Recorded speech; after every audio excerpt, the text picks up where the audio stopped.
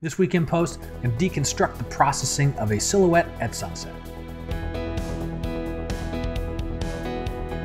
Hi everyone, I'm Scott Davenport and welcome to In Post. Today I'm going to try something a little different, do a photo teardown and explain the major steps that I did to process a particular image. And let me know if you like this type of format. Leave a comment in the video below, or let me know with a message to me through my website, however you'd like to get a hold of me. And if this is popular and this is something people enjoy, I'll try to work more of these into future videos. So today's photo, it's one from earlier this week's in the field, where I was out at Moonlight Beach, and I got this nice silhouette of a palm tree and some folks watching the sunset at the ocean.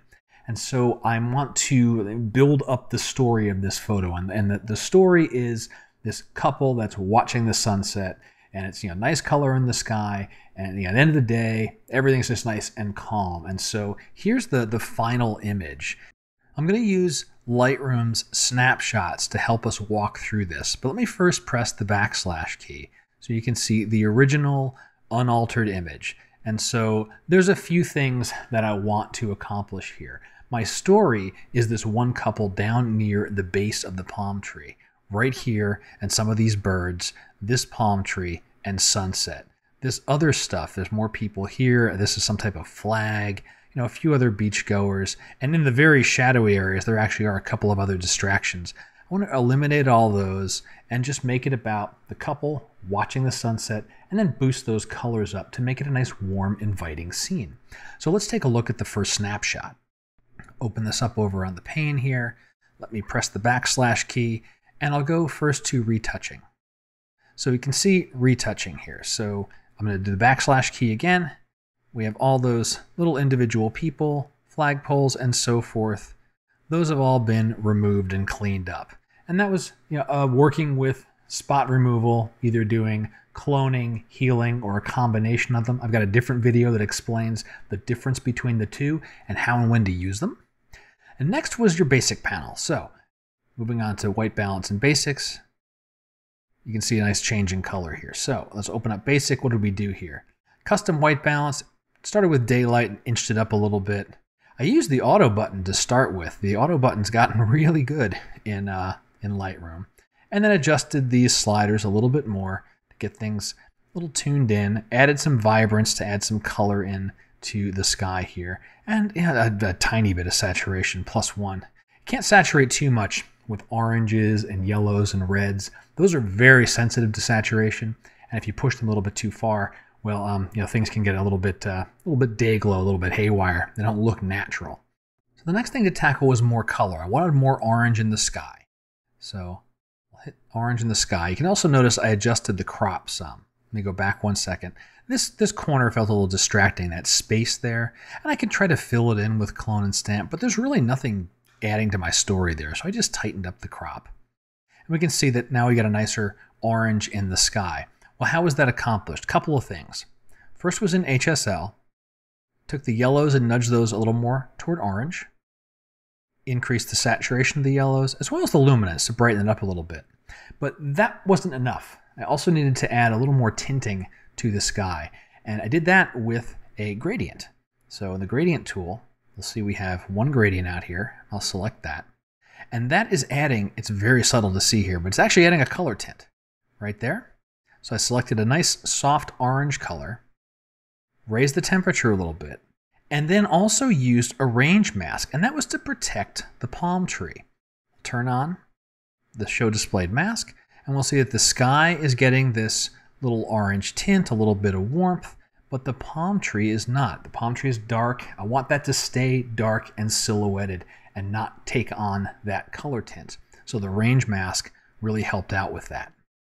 Okay, let's close that down and move on to our next snapshot, which was similar, doing the ocean. So now I'm adding a tint to the ocean. So wait for that to catch up, and you can see the ocean's getting a little bluer. I'm fundamentally doing some kind of split tone work here, but the difference is I'm using the gradient tools to help me with the tinting. So the ocean tint, notice I did not do anything else in HSL. I didn't play around with the blues or so forth, because quite honestly, before I did that tint, this was a very orangey yellow scene. This was not registering as a blue tone to Lightroom. But if I go here and I select this gradient point, and I hover on that for just a moment, you can see I've got that same type of mask going on. Using the range mask, protecting all the shadowy areas, that's the trunk of the palm tree and my shoreline and my silhouetted people, and adding a little bit of a blue tint and cooling it down some. I'll turn that off, and we can see that's what's happening here, and adding that nice bluish color in. So the sky and the ocean together, before and then after. So that was really accentuating those colors there. Now I mentioned this felt like a split tone. Well, I did go ahead and add a split tone as well. That was the next step. So here's the split tone, and we'll see a nicer, it's a subtle shift, but here, before the split tone,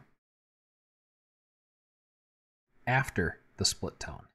And notice the sky gets a little warmer, and I'm bringing a little bit of that orange back into the foreground in the ocean area, especially where the sun is rippling, reflecting off the ripples in the ocean. So let's take a look at the split toning.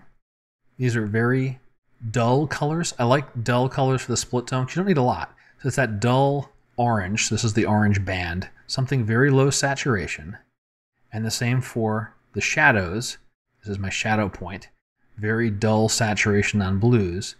And then worked around with the balance. And I biased this a little more toward the highlight, so I get a little more orange going on. So one more time without the split tone and with the split tone. This gives it a nice little nudge in the right direction. And especially little accents like just this little extra bit of orange that's reflecting off the sheen of the sand here. It adds something nice to the photo. And then the last step was just a vignette. So I'll tap that, and we'll see a subtle vignette added. That is just our effects panel. Nothing special, very tiny amount, pulling that all the way down. So add it all up, before and after, and it just accentuated my story. Got rid of the distracting silhouettes of folks I didn't want to be part of the scene, and really it just enriched the colors and gave it a very warm, cool feeling, which is kind of how it feels sometimes at the end of the day. Well, if I were to pick a tip out of all of that, I think the tip of the week is using a color tint with our gradient tools, and use that in combination with range masks, because you can protect certain areas. Something we can't do with, say, split tone or HSL, which is going to affect everything. With that range mask, you can say, I don't want the shadows to get any of that color treatment, or I don't want the highlights or any of the midtones, things like that. You have latitude with that range mask to help kind of control what gets a color tint and what doesn't in your photo. And that's going to do it for this week's In Post. Again, let me know if you like this photo teardown type approach, and if so, I'll work more of these into the rotation of videos. Until next time, my name's Scott Davenport, and happy shooting.